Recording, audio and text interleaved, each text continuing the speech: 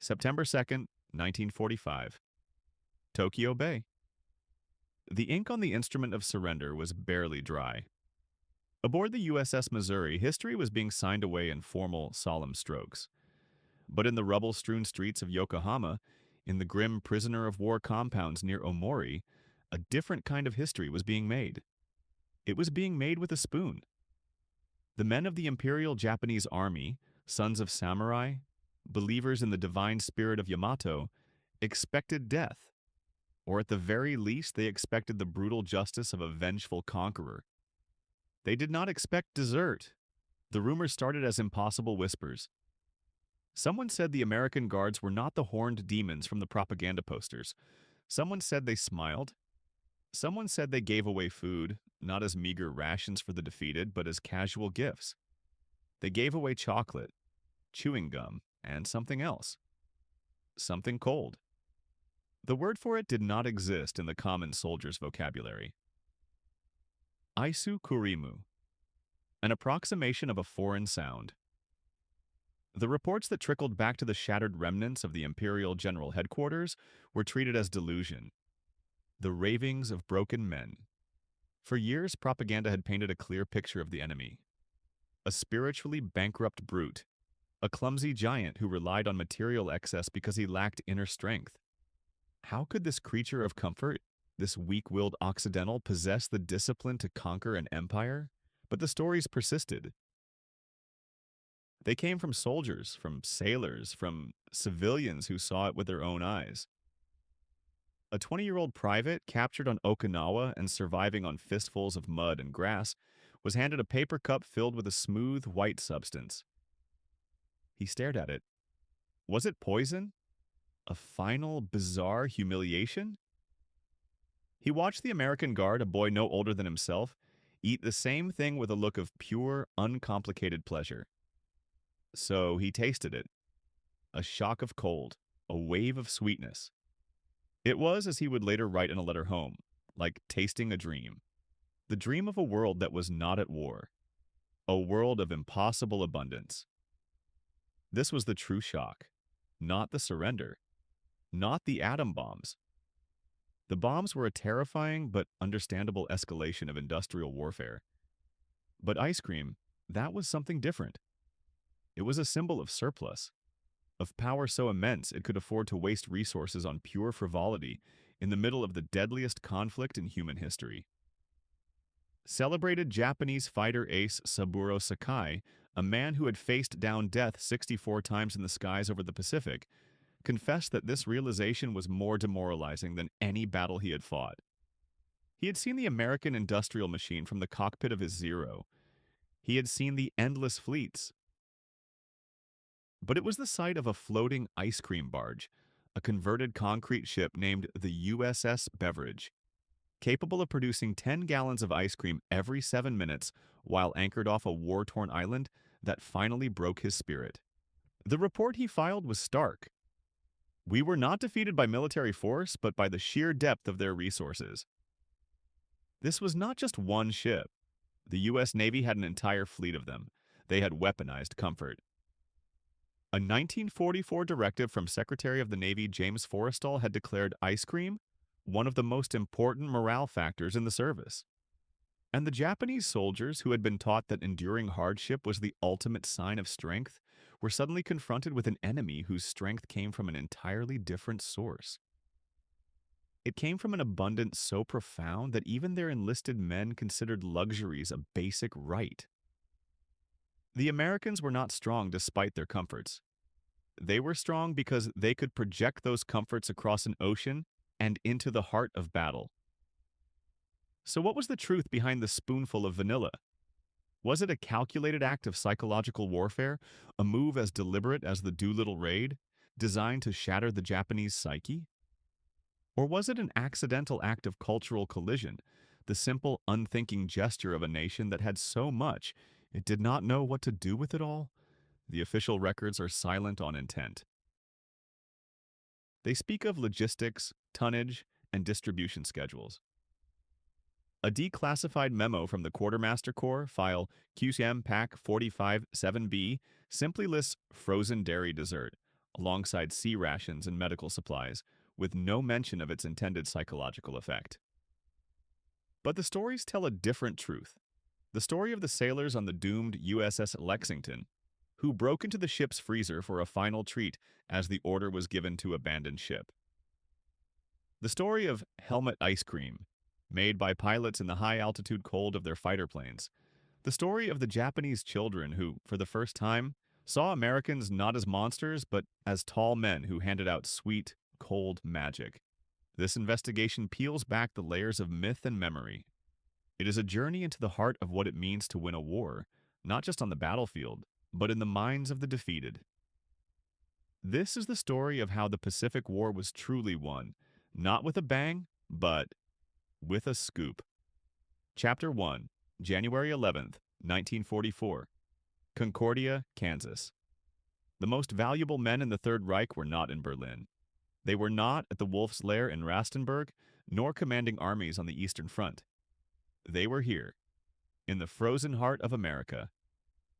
Nobody knew. Of course nobody knew. The secret was absolute.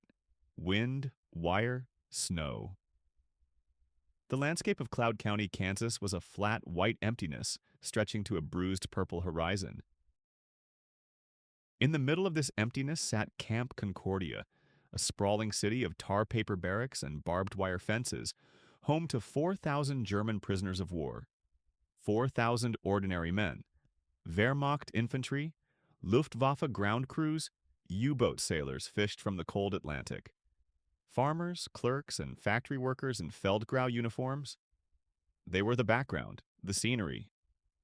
The real story arrived on a Tuesday, on a train that wasn't on any schedule. It was a short train.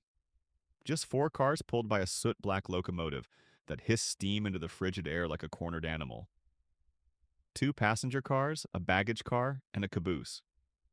The windows of the passenger cars were blacked out. Military police, not regular army soldiers, stood on the couplings between the cars, cradling M1 Garands. They wore winter greatcoats and expressions of profound boredom that did not quite reach their eyes. Their eyes scanned everything: the wire, the guard towers, the sky. Rumors had preceded the train. Whispers in the camp commandant's office. A scrambled telephone call from the War Department 2 days prior. A sealed courier pouch delivered by a grim-faced lieutenant who stayed only long enough to get a signature and then vanished. The camp's commander, a portly, by-the-book colonel named Harrison, knew only that he was to clear and secure Compound D and await the arrival of a special consignment. He was not to ask questions. He was not to log their names in the camp's general roster. That's how it began, with an order to forget. The train shuddered to a halt 100 yards from the main gate, at a siding normally used for supply deliveries. A man stepped down from the lead passenger car. He wasn't a soldier, not really. He wore the uniform of a major in the U.S. Army, but it sat on him like a borrowed suit. He was tall and impossibly thin, with a long, academic face and wire-rimmed spectacles. His name was Elias Vance. He was 35 years old. His service record was a masterpiece of omission. No unit history, no previous postings, just a commission date and a security clearance level that made Colonel Harrison's own look like a public library card. Vance didn't salute. He just nodded, his gaze sweeping over the hastily assembled honor guard and the waiting trucks. He was looking for something else. He was measuring the efficiency of the setup, like the distance between the towers, the quality of the wire. Then the prisoners began to disembark. They were not like the others. Not like the thousands already behind the wire. These men were not defeated. They were not exhausted. They were alert. They were assessing. Most were in their 40s and 50s, a few younger. They wore civilian clothes beneath thin coats, the fabric expensive but worn. They carried no duffel bags. They carried leather briefcases. Stuffed, locked briefcases. 44 of them. The MPs herded them out, but gently. There was no shouting, no prodding with rifles. An MP dropped a prisoner's briefcase in the snow, and 2 other MPs immediately helped the man brush it clean. The man, a severe-looking German with a shock of white hair, simply stared at the clumsy soldier until he flinched. 44 men. That's less than a single infantry platoon. 44 briefcases.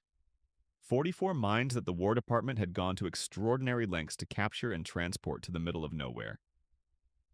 Vance had a list. He stood beside the open door of the truck, a clipboard in his hand, and read the names aloud in perfect, unaccented German. Richter, Klaus, Dr. Schmidt, Emil, Professor Weber, Hans, Hoffmann, Bauer, Ziegler, Koch. They answered with a simple "ja" and climbed into the back of the truck. Not soldiers answering a roll call. Academics at a seminar. One of them, the white-haired man, was Oberst Klaus Richter, age 52, Peenemünde Army Research Center. His file, the one that officially didn't exist, described him not as a soldier but as the chief architect of applied physics. A polite term. A very polite term. He paused before Vance. The two men looked at each other, the American major, the German colonel. A silent, unnerving moment of understanding passed between them. Richter gave a slight, almost imperceptible nod. Vance tipped his clipboard in acknowledgement, and then the main thing started. The trucks did not go to the main camp. They drove around the perimeter to Compound D, a small, isolated block of 4 barracks and a mess hall, surrounded by its own brand-new fence. A fence within a fence. The guards on this inner fence were different, too. Handpicked by Vance's people. They had new orders. Lethal force was authorized for any prisoner who so much as touched the inner wire. It was also authorized for any American soldier from the main camp who tried to get within 50 feet of it. The folder in Vance's briefcase was thin, cardboard stock, tied with a simple string. Stamped in red ink on the cover were 2 words, Top Secret, and below that the project name. A name that would never appear in any official history. Not Paperclip, not Alsos. This was something earlier, something deeper.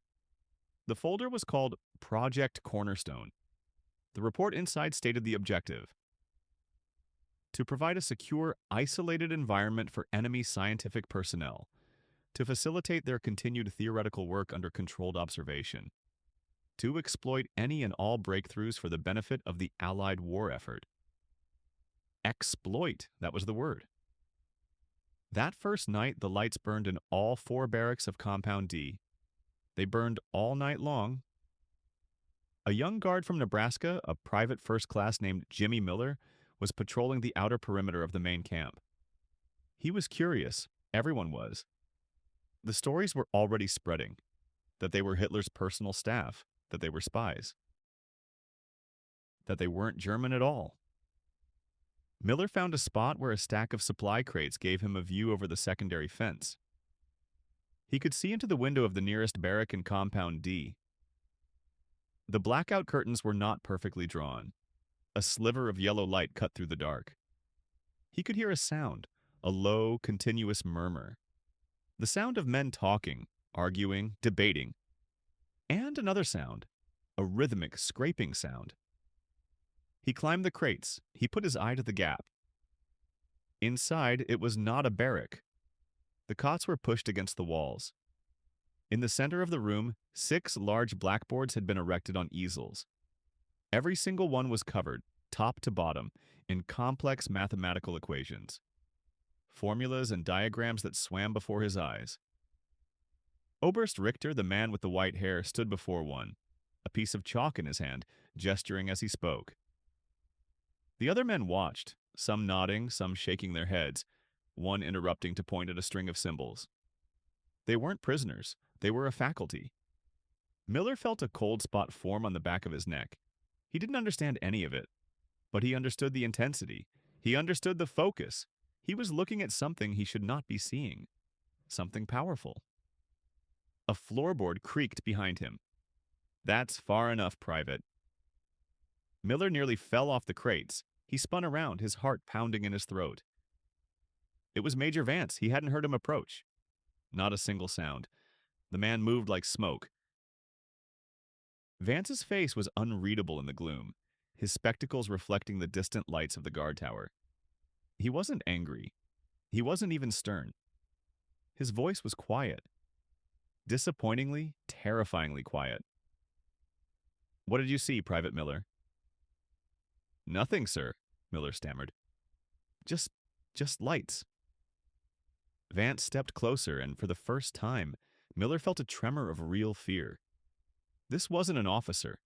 This was something else.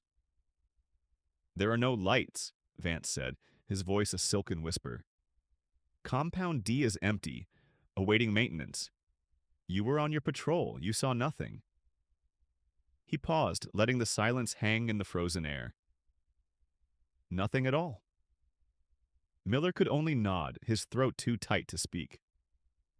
Vance stared at him for a moment longer, then his gaze drifted past the private, toward the lighted window, toward the men and their blackboards.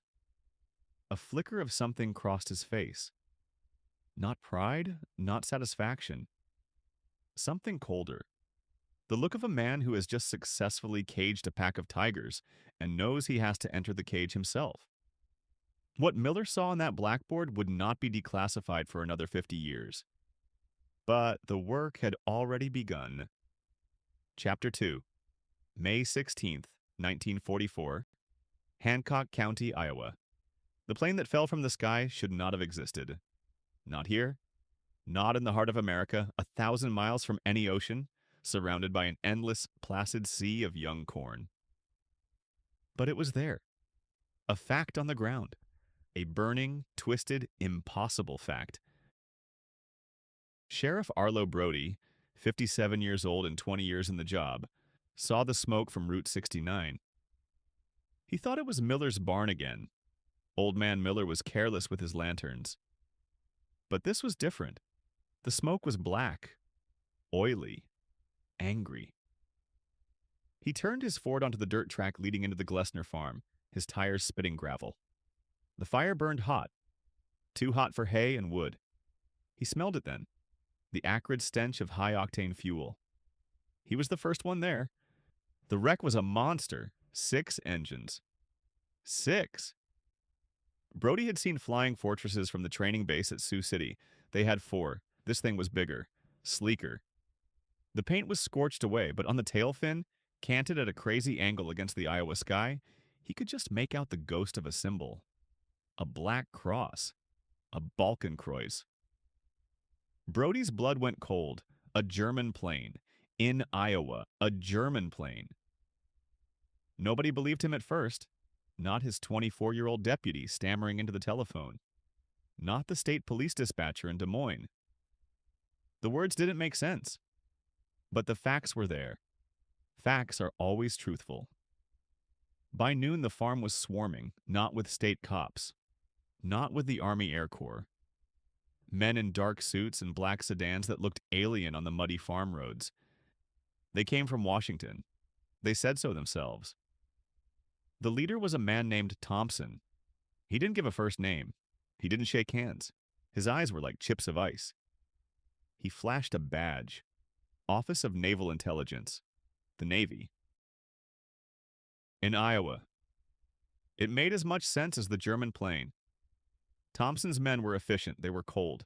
They cordoned off the entire section a full square mile. Farmers were told to go home. Brody was told to leave. He refused. It was his county, his jurisdiction. Thompson looked at him, a long, empty stare. "Sheriff, your jurisdiction ended when this object entered our airspace." Object. He called it an object. They found the pilot's body in what was left of the cockpit. The uniform was Luftwaffe, an Oberleutnant. The papers in a fire-singed wallet identified him as Klaus Richter, age 28, born in Stuttgart.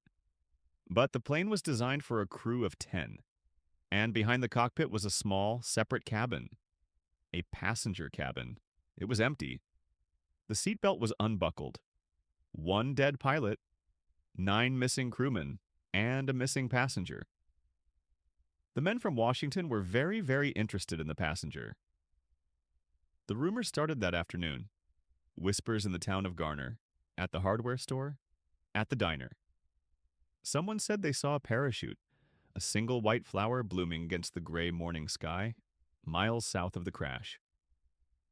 A farmer out on the Britt Road swore he saw a man walking. A tall man in a dark coat, moving fast along a drainage ditch. He thought it was odd, but in wartime, you didn't ask questions. Not out loud, you just reported it. And when the farmer, a man named Svoboda, reported it, another black sedan paid him a visit. He didn't talk about the man in the ditch after that. The official story came out 2 days later. A press release from the War Department. An experimental weather plane had gone down during a high-altitude test, a tragic accident. The pilot was an American serviceman. The wreckage was classified. The area was secure. It was a neat story, a tidy lie. Electric lights burned all night at the Glessner farm, even at dawn, even when there was no need. They were searching. By May 20th, it was over. The wreckage was gone. Cut into pieces, loaded onto covered flatbed trucks, and hauled away under armed guard. They even scraped up the topsoil, the scorched black earth, and took it with them. They left a square of raw, naked dirt in the middle of a green cornfield, as if it never happened. The folder in Sheriff Brody's office labeled Glessner Farm Incident contained one official document, a single page from the Provost Marshal General's office. It thanked him for his cooperation and ordered the case file permanently sealed under the Espionage Act of 1917. That's how it began, with a lie. But Arlo Brody was a stubborn man, the son of stubborn men who had broken the prairie sod with their bare hands. He didn't like being lied to, especially not by smooth men in city suits. On the evening of May 21st, after the last black sedan had finally disappeared down the highway, he went back. He walked the perimeter of the empty square of dirt, his boots sinking into the soft soil. The air was clean again, smelling of rain and earth. It was quiet. Too quiet. He searched for 3 hours, methodically, back and forth. He was looking for a button, a scrap of cloth, a footprint, anything they might have missed. Their search was for a man. His search was for the truth. They were not the same thing. And then he found it, half buried in the mud at the edge of the drainage ditch, nearly a quarter mile from the crash site. A small leather-bound notebook, not much bigger than his hand. It was soaked through, the cover warped. He almost missed it. It looked like a rock, a lump of clay, but something made him stop, bend down, and pull it from the muck. He took it back to his office. He locked the door. He laid the book on his blotter under the green glass of his desk lamp, and carefully, with the tip of a letter opener, began to separate the damp, clinging pages. Most of the ink was a blurry mess, water-soluble, but the writer had used a pencil for some sections. Graphite and pressure, harder to erase. The first few legible pages were filled with scrawled equations, symbols and numbers that meant nothing to Brody. They looked like spiderwebs on the page. Densely packed, intricate. He saw names in the margins. Heisenberg, Diebner, Gerlach, Hahn. Names he didn't know, but they were written with a kind of reverence. Then there were diagrams. Strange concentric circles, lattices, something labeled U-235. It felt heavy, dangerous. He knew with a certainty that settled deep in his bones that he was holding something he should have never found, something the men from Washington would kill to get back. He turned to the last page. The pencil markings here were clear. A list, not equations, names, 6 of them. Fisher, Brandt, Weiss, Kruger, Adler, Vogel, and next to the last name, a notation. Dr. Oscar Vogel, KWI Physik. Below the list, 2 words, simple, chilling, written with a firm, decisive hand, a destination. Camp Concordia. Brody leaned back in his chair, the leather groaning in the silent room. The German plane in his cornfield, the missing passenger, the frantic, secret search. It wasn't random, it wasn't an accident, and it wasn't over. The crash in Iowa wasn't an ending. It was a signpost pointing south, pointing to Kansas. And then the main thing started. Chapter 3. May 16, 1944. Hancock County, Iowa. The first thing they noticed was the silence. A plane crash should be a symphony of destruction. Fire, twisted metal, the screaming of the dying. But out here in Miller's cornfield, there was only a strange, humming quiet. The smoke was thin and acrid, smelling of burned chemicals, not aviation fuel. Not the fuel they knew. Sheriff Brody arrived first. 47 years old, a farmer before the badge. He knew machines, he knew tractors, harvesters, the occasional sputtering crop duster. This was none of those. The fuselage was too sleek, too sharp. The wings were swept back at an angle he'd never seen, like a bird of prey in a dive. And the engines? There were no propellers. Just two gaping circular pods, one under each wing, scorched and blackened. He walked the perimeter. The furrows in the soft earth were deep. It had come in hot. It had come in fast. Then he saw the bodies. The bodies were the second thing, thrown clear of the cockpit. Their flight suits were not the familiar olive drab of the Army Air Forces. They were gray, a stark, unfamiliar gray. On the collar of one, a small silver pin. 2 wings. Brody knelt, his knees cracking. He'd seen pictures in Life magazine, in the newsreels before the movie. He'd seen that insignia. On the shoulder, a patch with a black eagle clutching a swastika. Germans, in the middle of Iowa. He stood up fast, looked at the sky. It was empty. Blue. 1,000 miles from the Atlantic. 2,000 miles from the front lines in Europe. It was impossible, but the facts were there. Facts are always truthful. By noon, they were no longer Sheriff Brody's problem. A call had been made to the Army airfield in Sioux City. An hour after that, another call, this one from much higher up. By 1400 hours, a convoy of olive drab trucks was rumbling down the dirt road from U.S. Route 18. They weren't from Sioux City. They were from Offutt Field, Nebraska. Strategic Air Command's future home. They were serious men. The officer in charge was a bird colonel named Wallace. Thin, with eyes that saw everything and said nothing. He didn't greet Brody. He simply took over. His men, maybe 30 of them, moved with a practiced, unnerving efficiency.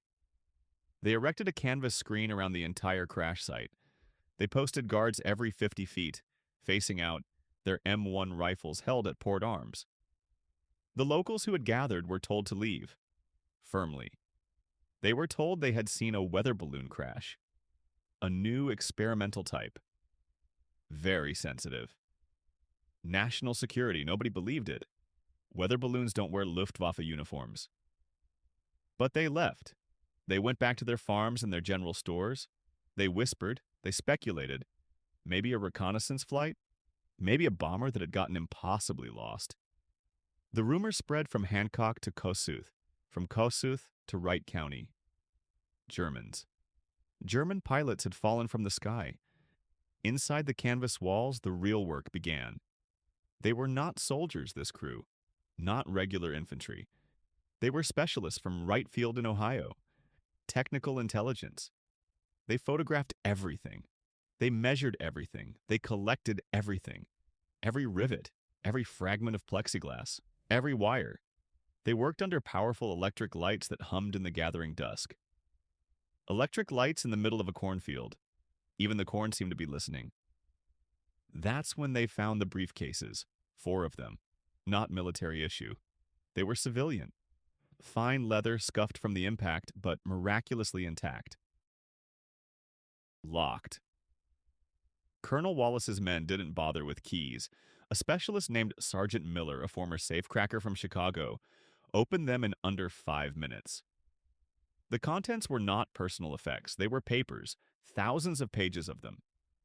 Schematics, mathematical formulas, technical specifications written in precise, elegant German. Wallace, who had a rudimentary grasp of the language, felt a cold dread creep up his spine. He recognized words. Raketenantrieb, rocket propulsion. Pfeilflügel, swept wing, Atomspaltung, atomic fission. A secret report was filed within 48 hours. It never went through normal channels. It went straight from Colonel Wallace's hand to a locked office in the Pentagon. The folder was thin, manila-colored, stamped top secret in red ink.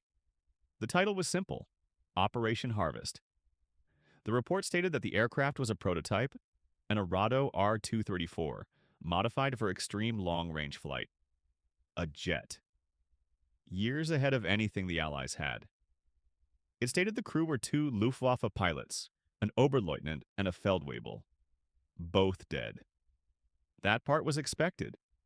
It was the passenger manifest, painstakingly reconstructed from scorched papers in one of the briefcases, that stopped the clocks.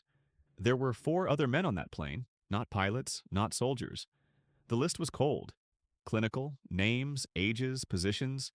Dr. Eris Thorne, 42, chief aerodynamicist, Focke-Wulf. Professor Klaus Richter, 51, specialist in jet propulsion and rocketry, Peenemünde Army Research Center. Walter Schell, 38, guidance systems and telemetry, Siemens. And a man named Erich Kaufmann, 60, whose specialty was simply listed as Theoretische Physik. Theoretical physics. He had worked at the Kaiser Wilhelm Institute in Berlin, with Otto Hahn, with Werner Heisenberg. These were not prisoners of war. These were not escapees. They were cargo, the most valuable cargo on the planet. They weren't escaping, they were being delivered. The official story held a weather balloon. The wreckage was gone by dawn on May 18th. Every last scrap. The ground was tilled over, the corn replanted. The Air Force paid Miller for his damaged crops, a generous sum. He was told to forget it. Everybody was told to forget it. A collective, state-mandated amnesia. It almost worked. But it was the last item cataloged in the Operation Harvest folder, listed as Item 27B, that truly haunted Colonel Wallace. It wasn't a document. It wasn't a piece of the aircraft. It was found in the inner pocket of Professor Richter's jacket, the rocketry expert from Peenemünde. A personal item, a map. A simple road map of the American Southwest.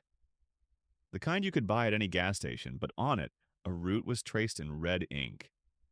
A route that started near a tiny, unmarked landing strip in coastal Virginia.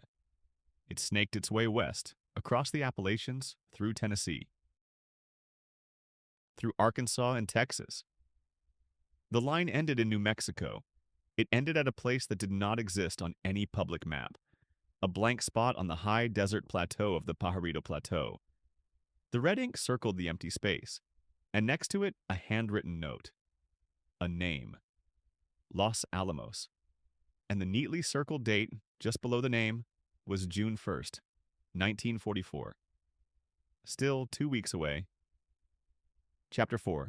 May 16th, 1944, Hancock County, Iowa. The dead men wore American uniforms, but they were not Americans. This was the first indigestible fact. A fact that defied the neat, orderly world of war as understood by the men who knelt in the Iowa mud. The uniforms were perfect. U.S. Army Air Forces, officer grade, complete with captain and major insignias.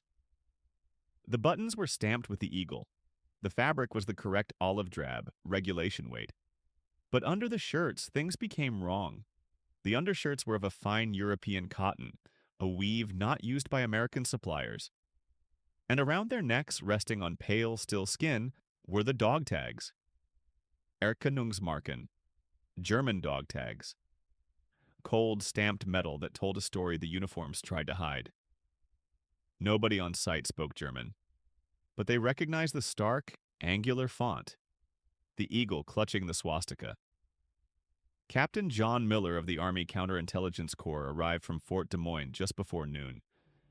He was a man built of straight lines and sharp corners, a lawyer from Chicago before the war. With him was Sergeant Frank Kowalski, a butcher from Milwaukee who saw things other people missed. They cordoned off the area, no locals, no press, no one. The official story was a downed experimental weather plane, a lie so thin it was transparent. But it was an official lie, and that gave it weight. That gave it power. Miller's hands, covered in thin leather gloves, went through the pockets of the dead. The first body, a man with the rank of major on his American collar, yielded a wallet. Inside, an identification card for a Major Samuel R. Peters. A driver's license from Ohio. $20 in cash. A photograph of a smiling woman and two children on a porch swing. It was a complete life. A perfect, fabricated life. In another pocket, a small, leather-bound notebook. The writing was in German. Dense, technical script, and a list of names. Schneider, Becker, Wagner, Kaufmann, Kleine, Gross.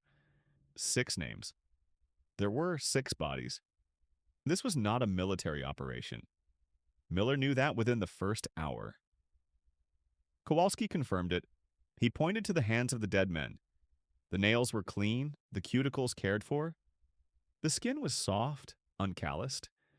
These were not the hands of soldiers or pilots who worked on their own machines. These were the hands of academics, of draftsmen, of men who held pens, not wrenches.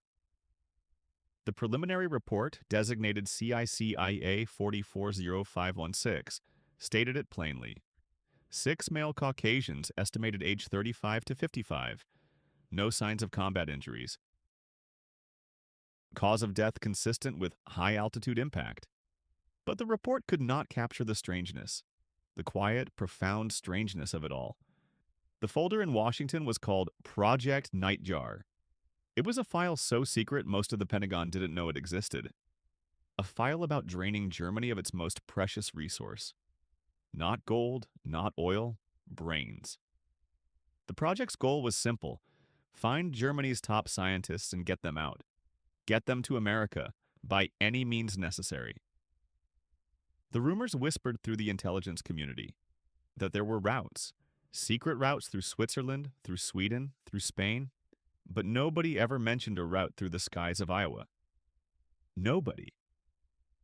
By mid-afternoon, a special team had arrived from Wright Field. They didn't talk to Miller. They didn't talk to Kowalski. They went straight for the briefcases. There were 3 of them, made of heavy German leather, all recovered intact from the passenger cabin. They were locked. The men from Wright Field did not bother with keys. They used drills. The sound was a high-pitched scream in the unnatural silence of the crash site. Inside were not war plans, not secrets about the V-2 or the Messerschmitt Me-262. It was something else. Something that made the men from Wright Field stop talking altogether. They were blueprints. Hundreds of pages of them drawn with a precision that was almost beautiful. They showed designs for agricultural equipment. That's what the labels said. Erntemaschine 7. Bodenaufbereiter Klasse D. Harvesters, soil preparers, but they looked like nothing ever built. Combines the size of small houses with articulated arms and strange, spiraling blades. Irrigation systems that seemed to use light and sound to measure soil moisture. Seed planters that operated with the complexity of a watch movement. It was agriculture from the next century, from another world. And in the last briefcase, something different. Folders filled with documents. Not technical drawings, but geological surveys. Of America. Specifically the Midwest. Iowa, Nebraska, Kansas, the Dakotas. Detailed maps of soil composition, water tables, annual rainfall, growing seasons. It was the most comprehensive agricultural analysis of the American heartland ever compiled. More detailed than anything the U.S. Department of Agriculture had, and it was written entirely in German. For Germans. Why? The question hung in the air thicker than the Iowa humidity. Why would the Third Reich's top minds be carrying plans for futuristic American farms? Why would they be disguised as American officers? Why would they fly a phantom aircraft into the very heart of the nation they were at war with? It made no sense. A new world, a new beginning. The phrases from a half-burnt letter found in one man's pocket echoed in Miller's mind. A letter that spoke of a new Eden, a promise kept, and a place called Project Weisenfeld. Project Wheatfield. That night, a call came through to Captain Miller. The voice was cold, distant, and carried the authority of Washington. It was a voice that did not invite questions. He was to hand over all his notes, his report, every scrap of paper. All evidence was to be transferred to the custody of the men from Wright Field. The bodies would be removed by a special mortuary affairs unit. The wreckage would be buried, on site. Deep. The official report would be amended, a weather balloon, a tragic accident during a storm. Miller was to forget what he saw. He was to forget the German dog tags, the soft hands, the impossible blueprints. He was ordered to forget, but Sergeant Kowalski had kept something, a single photograph snapped with his personal Kodak when no one was looking. It wasn't a picture of the wreckage, or the bodies, or the strange uniforms. It was a close-up of something that had spilled from a broken briefcase. Something the men from Wright Field had missed in their haste. It wasn't blueprints, it wasn't maps, it was seeds. A handful of pale, strangely shaped seeds unlike any corn or wheat or soybean he had ever seen. Seeds for plants that did not exist. Not yet. That's how it began. And then the main thing started. Was it an act of mercy or the most brilliant piece of psychological warfare ever devised? The official history of 1945 speaks of compassion in the rubble of Yokohama, of a magnanimous victor offering a sweet taste of peace. But the truth remains buried, fragmented across a continent. It is a truth hidden in the dust of Cloud County, Kansas, 1,000 miles from any ocean. A truth locked away in safes that a former Chicago cracksman, Sergeant Miller, was flown in to open. A truth pursued by Captain John Miller and the quiet, watchful eyes of the Army Counterintelligence Corps, who were interested in something far more valuable than the unconditional surrender of an emperor. The real story was never about ice cream. It was about what the ice cream represented, not material abundance, an abundance of audacity, an abundance of strategy. They came as warriors, expecting death or dishonor. They were met with spoons and frozen cream. Some wars do not end with a signature on a battleship. They simply change their form, moving from the battlefield to the mind. The conflict shifts from a fight for territory to a fight for allegiance, for information, for the future. What secrets were whispered between spoonfuls? What intelligence was traded for a momentary reprieve from the bitterness of defeat? The files are sealed. The witnesses are gone. The truth remains somewhere between the lines of a redacted report, between the silence of the Kansas cornfields and the roar of the Pacific. We are left only with the image, a gesture of impossible kindness in the shadow of total war. A gesture that asks a question we still cannot fully answer. When an enemy gives you a gift, is it an offering of peace or is it the first move in a new and invisible game?